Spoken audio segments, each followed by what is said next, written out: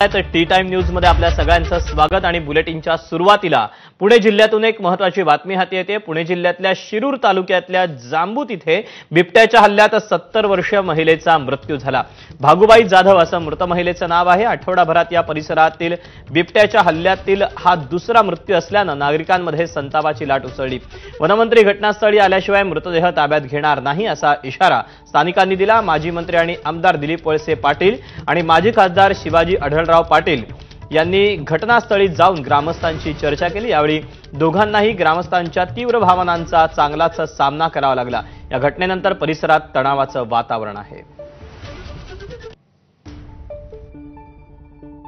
केंद्रीय मंत्र्यांशी भेटून त्यांच्याकडून या ज्या माद्या आहेत बिबट्यांच्या त्यांची नसबंदी करणं हा एक मार्ग आहे आणि पकडलेला बिबट्या परत सोडून न देता त्याच्यासाठी बिबट निवारण केंद्र करणं, त्याला सुद्धा निधी उपलब्ध करून द्यायला आपले पालकमंत्री माननीय अजितदादा केंद्रीय मंत्र्यांशी बोललेले आहेत।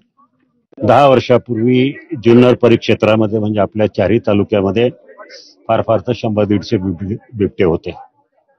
12 वर्षामध्ये ती संख्या जवळजवळ 1200-1400च्या आसपास गेलेली आहे। सरकारचं धोरण आहे, केंद्र सरकारचं धोरण आहे, लोकसभेचा कायदा आहे की बिबट्याला मारू नये, बिबट्याला जगवावं, बिबट्याची नसबंदी करू नये। पण आता सरकारनं गांभीर्यानं विचार केला पाहिजे, तुम्हाला माणसं जगवायचीत की बिबटे जगवायचेत? बिबटे तुमच्या कुठल्या प्रगतीला किंवा कुठल्या आर्थिक प्रगतीला मदत करतात हा विचार गांभीर्यानं करणं गरजेचं आहे।